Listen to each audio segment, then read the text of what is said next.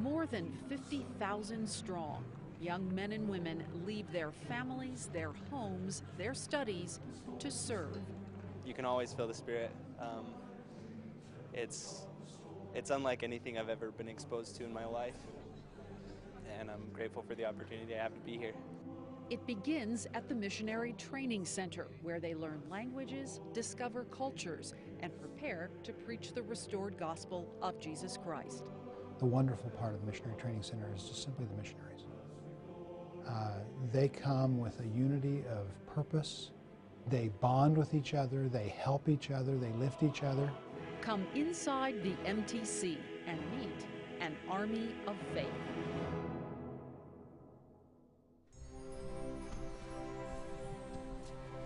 Parting is such sweet sorrow. The words of William Shakespeare reach every heart here. Each Wednesday, hundreds of families and friends arrive to bid farewell to young men and women who are about to enter the MTC, Missionary Training Center.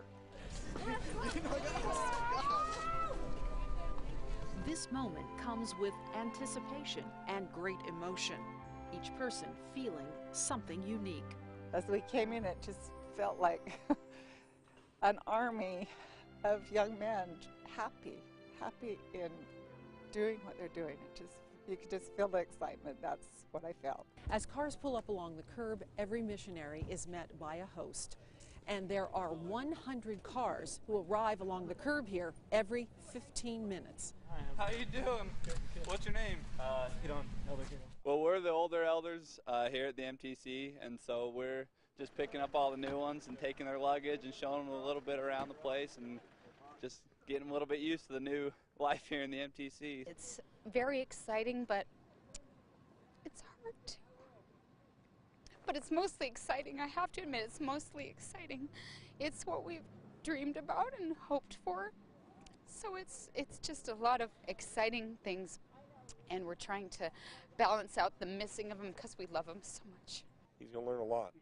He'll learn more about business and leadership and life skills by doing that than any other single thing. So his mother and I went on missions, and we're excited that he's going, and he's leading the way for his brothers and sisters. For years, missionaries and their immediate family members went inside for a short program, followed by tearful, prolonged goodbyes. Most now feel, at least before this moment, that hugs and kisses at the curb are a little kinder. See you in 2 years! They pass through these doors as hundreds of thousands before them have, finding warm welcomes and friendly faces to explain how it all works, like money for the vending machines. Now, elders, you will get $6 on your cards every Wednesday. Because she is so much cuter than you are, she gets $8 every Wednesday on hers. Personalized ID and meal cards come first. Elder, sit right to the table, please. Then check-in. Your full name? Tanner Demetrius Snacker. And Marilyn Baltimore. Great. Your full name, please. I don't have to get your picture. Photographs. Into the camera. 1, 2, 3. Then the all-important packet that contains each missionary's name tag. I'm the seam ripper. So when their pockets aren't open, then they come through and we get to unpick them so that they can get their name tags on, which is, you know, the most exciting part of this whole process is getting that name tag. Kind of need that for the next couple of years. So we'll get that open for you. New suits with pockets still sewn shut are the holdup. Problem solved. Have you been set apart as a missionary? Yes. Okay, let's make you look official. Put your badge on there. Okay. Inside here is your important information you need to know. Your room key is in there and some other papers. Okay. Don't lose this. Don't lose that. Good luck. Each new missionary is carefully taken through orientation by volunteers whose sons and daughters have passed this way too. They know how to handle the "I'm still in shock" look. It's been interesting. I mean, before I got my call, you know, I never knew they sent missionaries to Madagascar, and suddenly everybody knew somebody that's been there. So it's kind of been interesting because I've never been out of the country before, and my first trip out is to almost the exact opposite side of the world. The missionary who met each young man or woman at the curb then takes him or her to a room. How was it getting the tag on there? It's when it hit me.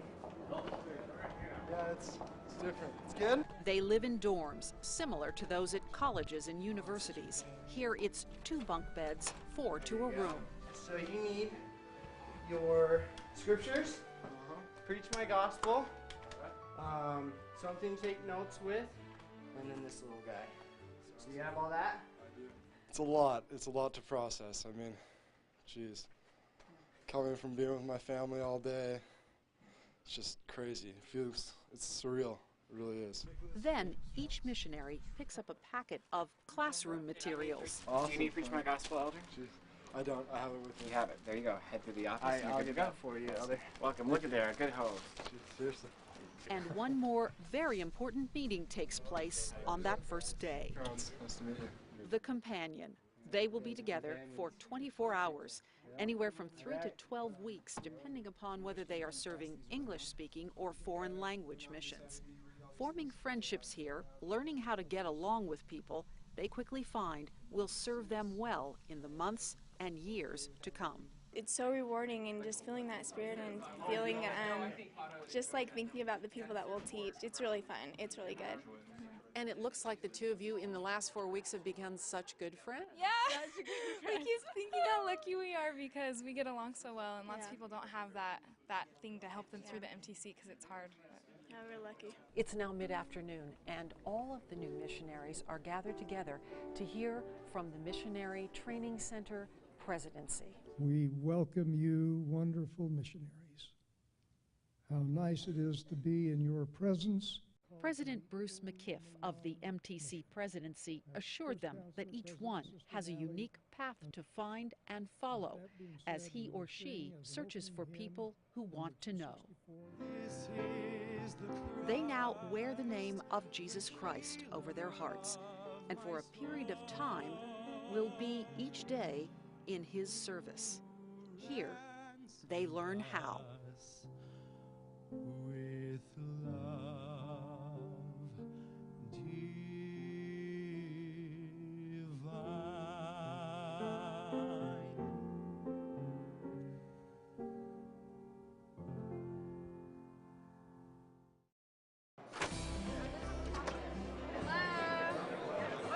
An army marches on its stomach. Well, that's not entirely true of the group some call God's Army, but they do enjoy mealtime at the MTC. The cooking starts in the kitchen at 5 a.m. The missionaries arrive at 7, and so the day goes until about 10:30 p.m. The staff serves 3 meals a day. Each lasts for 2 hours, with 500 missionaries arriving every half hour, and it's all you can eat. I love to see people praying, even though we pray all the time, constantly. It's cool to see people just take a second and thank their Heavenly Father for this food. Many missionaries eat cereal 3 times a day at the MTC, and Marshmallow Mateys is one of the more popular. So popular, in fact, that no one here cares to count or weigh how much cereal they eat. And of course, they also receive care packages from home. This is a gift from my grandma. She sent them to me. She said I needed more insulation when I went to Russia. This young man from Ukraine will also serve in Russia. He loves being in Utah. I don't know. For me, it's sacred place because this is where pioneers was, and they like created this. Language is coming really fast, and overall it's just great. I mean, we get to hear from the general authorities once a week. We get to hear from the mission department on Sundays. So overall, it's been really fun. And you might imagine with such lively conversation that spirituality is not as strong in the dining room. Not true, they say. It's basically the only place you can feel the Spirit 24 hours a day. You get to be around 2,000 other missionaries that have very strong spirits. It's wonderful. It's the most amazing spirit because wherever you go, it's just undeniable, and everyone has it, and no one's afraid to share it. So we're all kind of helping each other out to get the strength to go out in the field, even in the cafeteria. You feel it as soon as they come through the door. You can, when they are arriving on the first day, when we bring in the new missionaries, you can feel that anticipation of, oh, okay, I'm here, we're beginning, and you can get that feeling that they brought the Spirit with them. In order to burn off some of those calories, the young missionaries have an opportunity to come here to one of the busiest gyms in America. If you're playing basketball, let's make sure to stay off the nets and rims unless you're playing a game with real defense.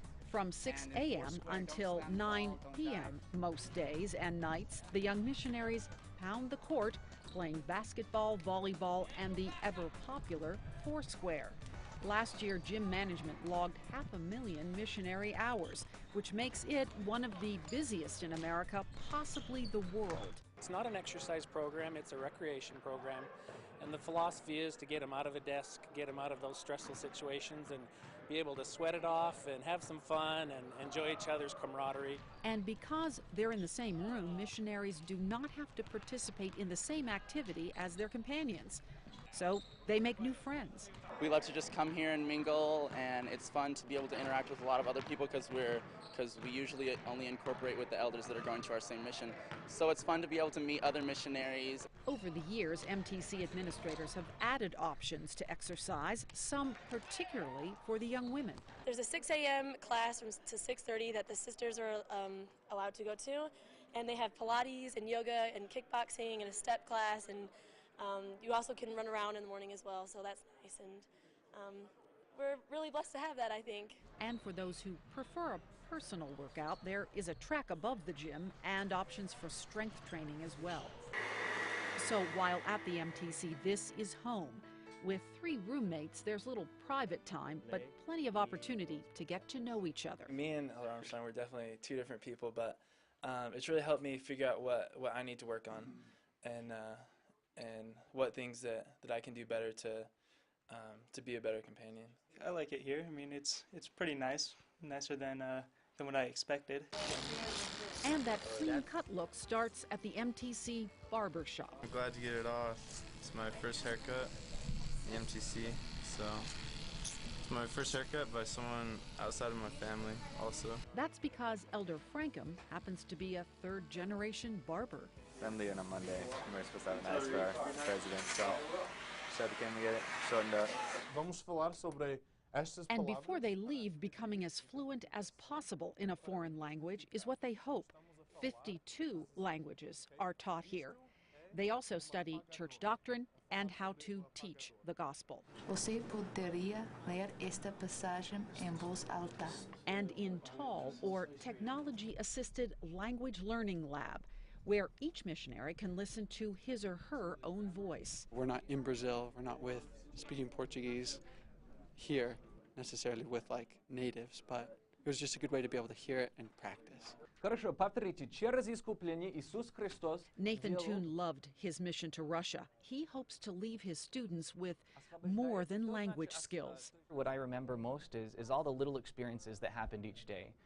Kind of the light along the road, and altogether it was a wonderful experience. Not because of any one thing, but because of all the little miracles that you see every day as you work among the people. There are many days, they say, when they need help beyond their own capabilities to be able to do that. They trust their teachers, they look to each other, and they turn to the Lord.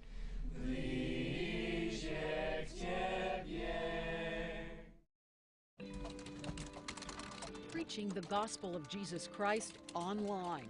Full-time digital missionaries at the MTC dive in with all of their tech skills and communicate with people around the world who come to them. We'll talk to people from different countries that don't have an opportunity to talk to missionaries where they're at. We'll talk to other people that are just in areas. Sometimes people aren't comfortable with having 2, 19, 20-year-old kids coming in their house. It's kind of sweet because I don't know many other missionaries when they go door knocking that end up talking to 4 people. It's like from different places. Like right now, I'm talking to one person in Thailand and another person in Ireland. So 2 different ends of the world, different hemispheres. Though they don't baptize, they send other missionaries or church members to their contacts. This program has proven to be successful. In the 2.5 years since it started, these missionaries have assisted in converting 307 people. That is more than in a number of other missions. We talk to a lot of high school and college students because that's the people who come online. And so we really are, we're talking to our peers, to our own generation. And most of them are just more comfortable learning online than in person. So it's been it's remarkable to see how the church has adapted and has I just am grateful to be able to be part of a pilot program, part of a pioneer program. Here's another place that will make you smile. So many young people engaged in a good cause, their laundry. And in addition to the washing, drying, and folding, they log in for 30 minutes each to send emails to parents and friends. I've always had it in the back of my mind, like since I was young, just to go out and serve a mission, and like it's kind of like a dream come true for me. Oh, I'm learning so much. It's amazing. I love to learn about the gospel and to teach and to feel the Spirit. It's definitely worth it. Learning to serve others in practical ways is part of the curriculum. They're taught to live what they preach with a service project every week. We come in, we sign in, and they give us what we're supposed to do, and we go do it happily, and sometimes we sing hymns. Also just because we're disciples of Christ, follow his example, and he served his whole ministry in proselyting and serving everyone he knew, all he could help. So that same kind of thing. That's what you'll be doing, is providing service for those who need service done, whether that's helping them, I don't know, I guess rake leaves or mow their yard. Anything they need done really is something we try to focus on. Service is great, and it's great to come here and just take care of the building, show our respect and love to being here. Another place on campus gets the big rush daily, the mail room. District leaders pick up the letters and packages for the elders and sisters who are all going to the same mission. Is that for you or someone in your district? No, this is for me. Wonderful. So do you know what it is, or are you just going to be surprised? I'm going to be surprised. It's just really exhilarating whenever we get a little package that has Elder Fricks or Elder Wild on it or whatever. And we even get excited for each other when we get mail. Every Tuesday, the missionaries at the MTC have a unique opportunity to hear from one of their church leaders. Elder Patrick Kieran, a convert from England in 1987, told them how grateful he is for the bright young men so full of joy who found him. Bless you for living in a way that has enabled you to be here tonight, to start this journey that sets the tone for the rest of your life and changes the lives of so many that you will come into contact with. Thank you, thank you, thank you for responding to that call. And that's very much the point of life at the MTC, to understand what they have chosen and what they will do. They learn gospel means good news. And we will be the Lord's missionaries to prove the world is true.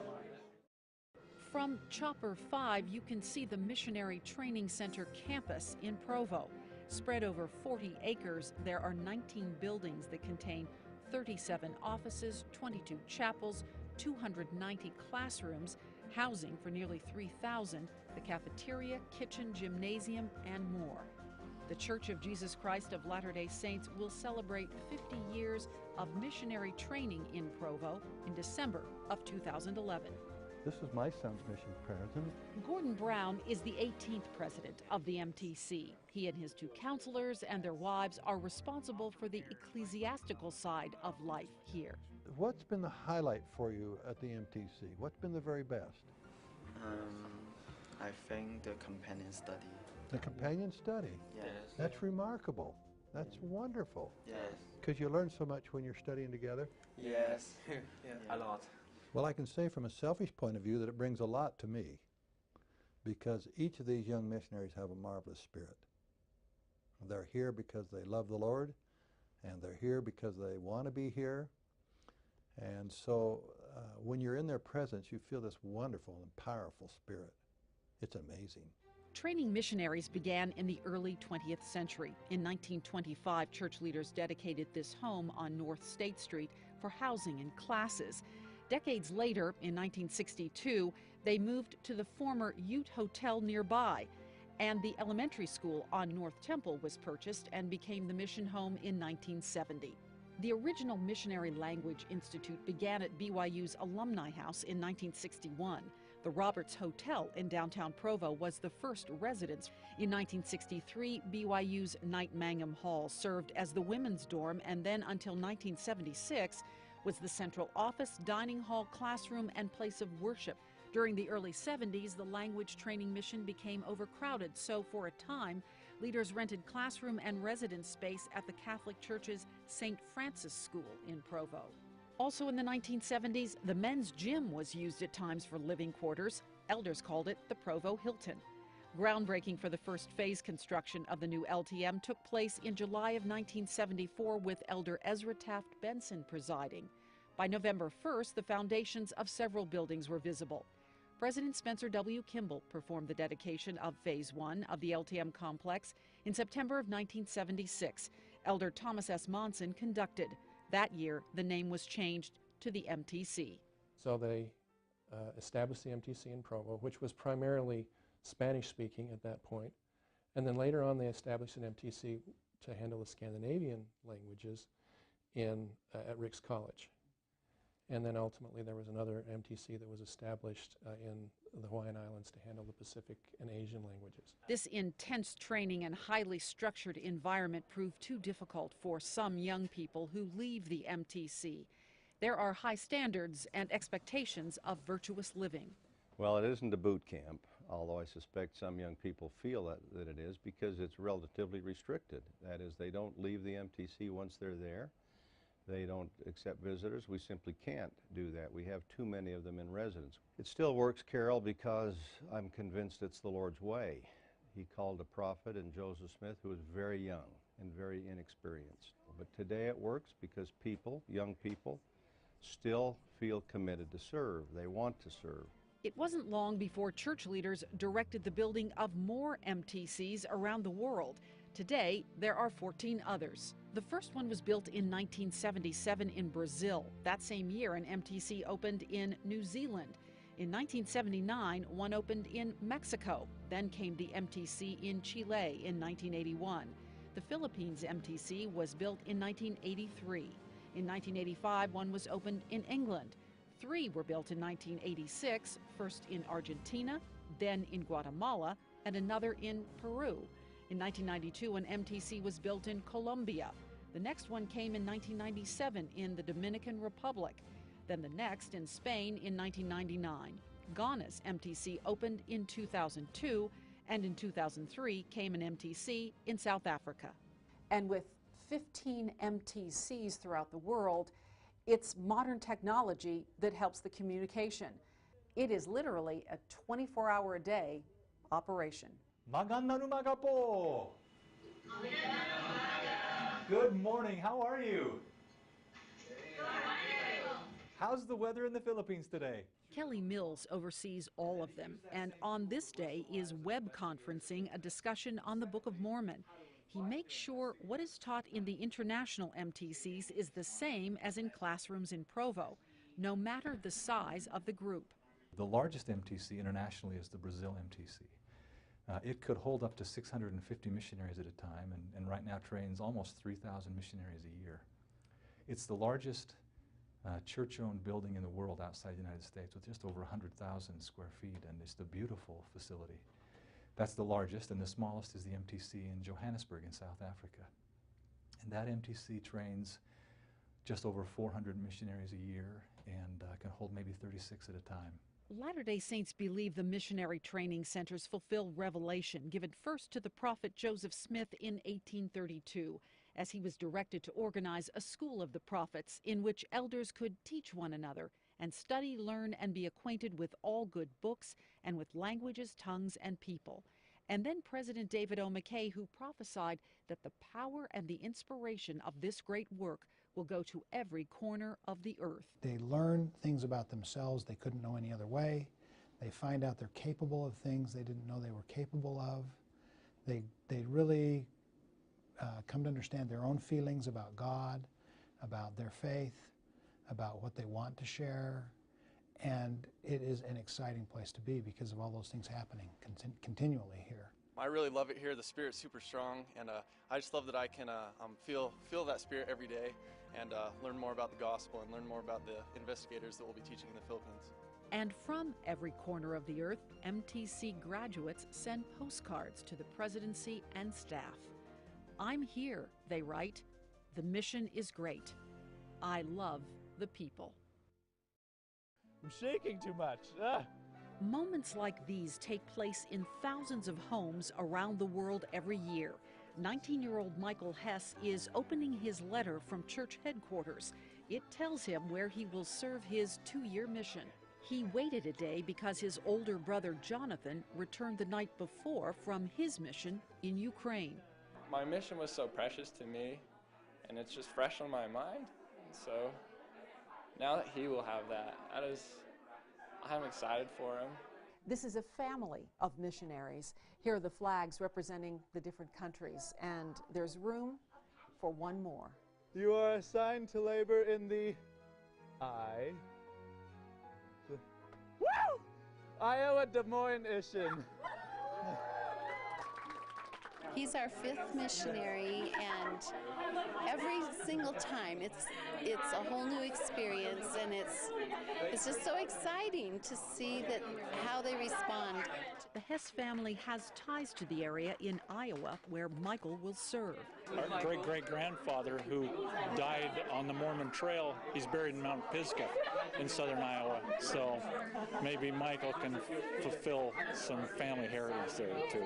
Michael has watched older siblings prepare to serve and only hopes to do as they have done. I know that wherever I go is the right place, and I know that wherever I go I'll have good experiences and teach people, and meet amazing people. It's February 8th, 2011 in Sandy, Utah, and quite the winter wonderland. But young Sister Jennifer Frost is about to have a huge change in climate. She's going halfway around the world to serve her mission. Knowing just how much and exactly what to pack were the questions Christine Frost helped her daughter Jennifer with as she prepared to leave for the MTC and then on to New Zealand. She's actually the first grandchild and first great-grandchild on my side to serve a mission. And so our whole family has really rallied around her and been so excited. To still be always accepting of people like she always has, and the Spirit will do the rest. And I think she'll be a great missionary. No coincidences, says Sister Frost. Some years ago, she decorated her bathroom with everything tropical. She had a feeling that she was supposed to know something even then. I've only heard good things about that place and the people, so I'm just so excited to be able to be blessed enough to partake of that culture and experience. Even I already love them, so it'll only grow. 2 weeks later, Sister Frost has settled in at the MTC. Her enthusiasm for New Zealand is growing. It's such a great environment here. Everybody is just oozing with excitement to get out to where we've been called, and the Spirit's so strong here. Not all training takes place at the MTC. Some of the young sister missionaries come here to Temple Square. New Zealand. New Zealand? Yeah. And this is where we find Sister Frost next. She will be assigned for at least part of her mission to serve at the Auckland, New Zealand Temple Visitor Center. And since these young women come from many nations, this is a great training ground. For one day, she will learn from these sister missionaries how to talk about her faith to people who come from throughout the world. Some as tourists, just curious, others who want to know more. They plan, they pray, and then they talk. Like when we read the scriptures, Heavenly Father will help us to know. Her senior companion for a day is Sister Walamadi Sundaram from India. I love Temple Square. It's it's a privilege to serve here and to see everything, like how the pioneers sacrifice so many things to come here, and it's wonderful. The most important thing to remember, she learns, is that you should never be afraid to share what you know. It's such a great message. The best message you could ever give someone, you know. Share that happiness with them and do it simply. That's the major point. It's simple. It's not, Heavenly Father isn't trying to confuse any of His children. He wants to make it simple and easy for everyone to understand His love. Charter buses leave the MTC several days a week, starting at 3:30 a.m. They travel to Salt Lake International, where missionaries depart for destinations near and far. Along with suitcases, they sometimes unload boxes. Inside, bicycles headed for Tahiti this time. On this day, 28 young people are on their way. Part of me still wishes that I get to see those mountains one more time, get to see the temple one more time, but I'm so excited to be out and be serving the Lord. This is the day I've been waiting for since, 19 years. It's good. It's very good. It's a great feeling. They are full of hope, each one feeling something different. But it's a good thing to be off, united in purpose and in faith.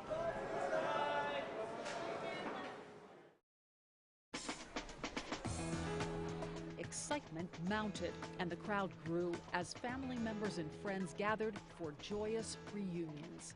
Wednesdays can be very big days in the lives of missionary parents, whether they're dropping them off at the MTC or greeting them as they return at Salt Lake International Airport. It's been so fun to read his letters and to just see the growth. At first they started out just 1 or 2 sentences, and then they got to a couple of paragraphs, and then we got a couple of pages, and he is just, already just through the letters, he's not even the same man. Cheers followed by hugs and expressions of love for 15 missionaries who had been serving throughout Mexico.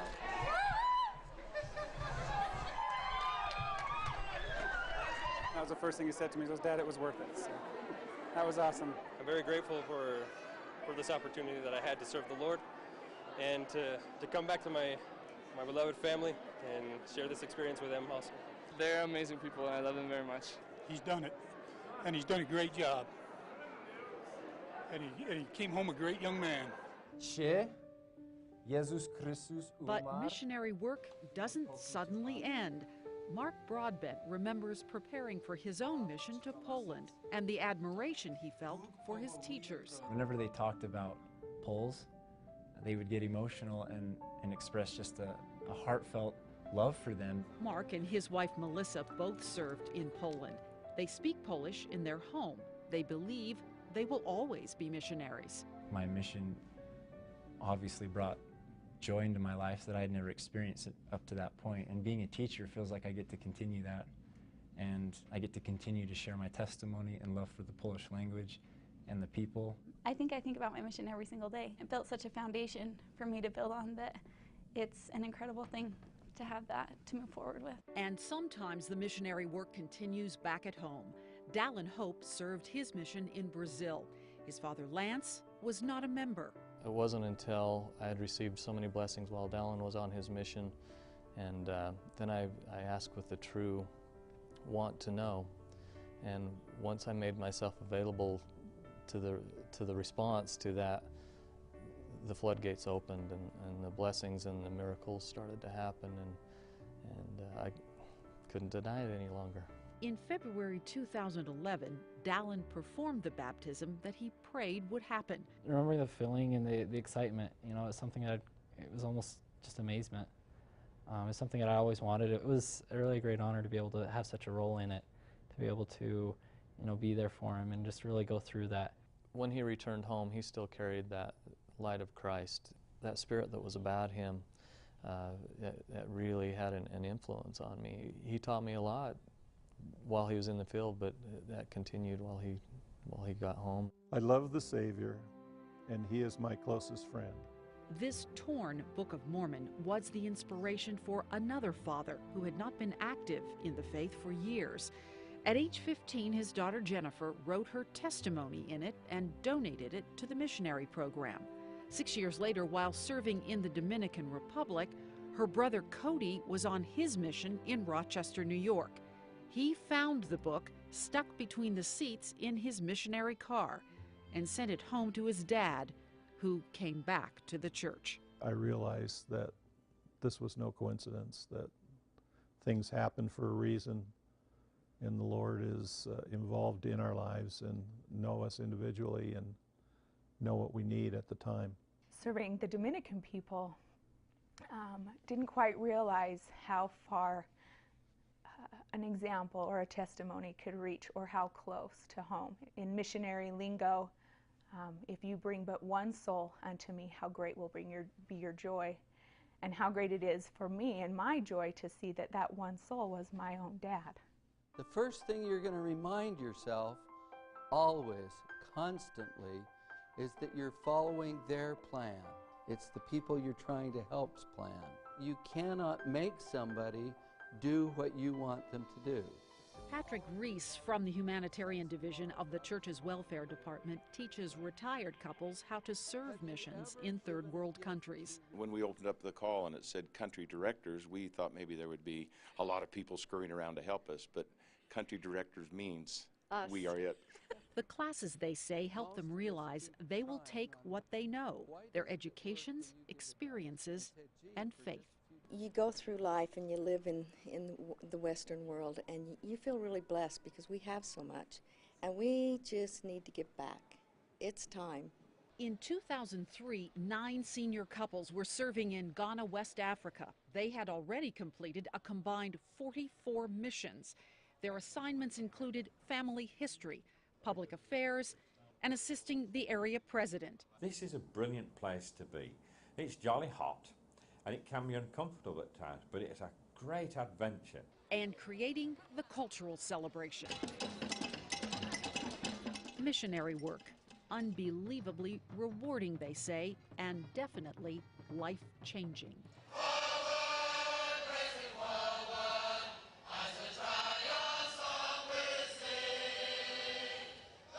No matter where in the world you serve or which language you will speak.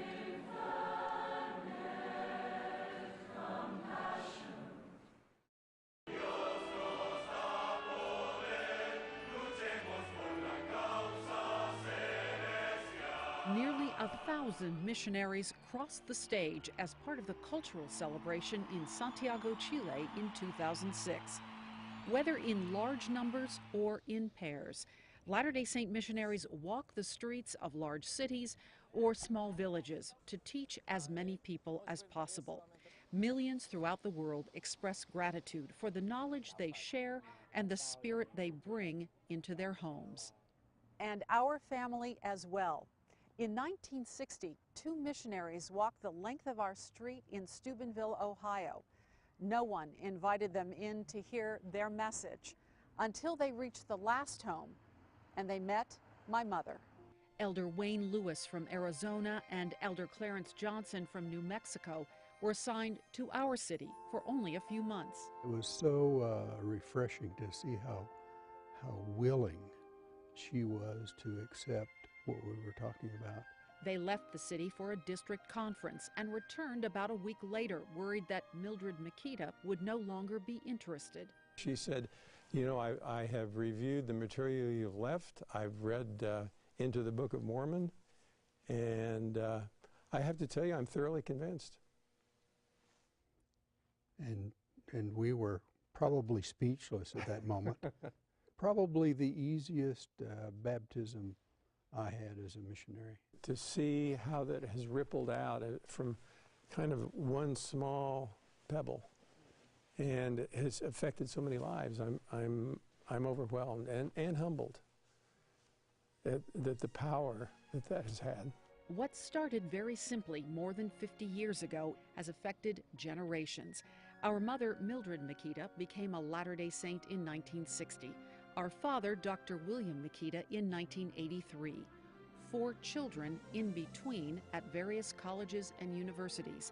Likewise, 2 spouses, and now 8 grandchildren, 5 great-grandchildren, and our first missionaries. Our sister's sons, Elder John Kreminski served in South Korea, and Elder Daniel Kreminski is now serving in Poland. To say we are grateful to these 2 men, our dear friends, does not begin to express our feelings. Joseph Smith the prophet restored the gospel of Jesus Christ and also proclaimed the responsibility to proselyte. But after Joseph's martyrdom in 1844, his widow Emma and their children remained in Nauvoo, Illinois, no longer part of the faith. More than 125 years later, in a remarkable coming full circle, missionaries began to find Joseph and Emma's descendants. Mormons, I've never heard that term. The Church of Jesus Christ of Latter-day Saints, I've never heard of it. Michael Kennedy grew up in the small town of Tonopah, Nevada. No missionaries were assigned there in the early 70s until Elder Steve Archibald and his companion persuaded their mission president to let them use a car. But I knew that there was work there to be done and that the Lord had prepared people. We just had to find them. Michael Kennedy didn't know it then, but he soon learned that he is Joseph and Emma Smith's great-great-great-grandson through their son Alexander and his daughter Emma, who married William Kennedy. At age 17, Michael had a school assignment to write about an ancestor. His father suggested Joseph Smith and brought a box like this one from the attic with Smith family artifacts, photographs, and journals. As I was putting it on the table, the doorbell rang, and there was these two young gentlemen there. One of them introduced themselves as Elder Archibald and said they had a message to the head of the household. And you could see the pictures laying around, and we had always been taught that the descendants of the prophet Joseph Smith would eventually come back to the church. We just didn't realize that we'd be a part of that. The only other person the missionaries baptized in Tonopah was Darcy Dodge, the young woman Michael would marry. He became the first of Joseph and Emma's posterity to receive the priesthood. Church leaders then asked him to begin the effort of finding more family members. That was 1984. Joseph has about 1,100 living descendants today. Out of those 1,100, we have 191 that are now on the records of the church, and 30% of that number we've baptized just since 2005. He has had help, his own children, who are as fervent as their parents in this search. And to be able to carry that on to other people in our firesides and to speak about these amazing family members through everything. And so missionary work is very important to me. Uriah and Michael Jr. and brother Daniel were the first Latter-day Saint missionaries from Joseph and Emma's family. They worked to dispel the myths and misunderstandings that passed through the generations. Some of the descendants thinking they were going to get killed for joining the church, or others just didn't even speak the name Joseph Smith for fear of persecution. And there's a lot of things, but that missionary experience and missionary mentality that I know myself and my brothers have all brought back from our missions has helped us to really focus in on our distant family and help them understand and have the same joys and happinesses that we have found within the gospel ourselves. It was neat to educate and have them see and go to these places where he went. This is all missionary work, and Joseph Smith's family is no different than your family, my family, the world's family, and the Lord wants the same thing for everybody. Michael might not have served a mission then, but he's going to be a servant of a mission the rest of his life because of the things that he believes and the testimony that he has, and his kids are going to go on, and the impact that's going to be made because of that is unmeasurable. From Joseph Smith through the generations to now more than 1 million who have served and continue to serve throughout their lives.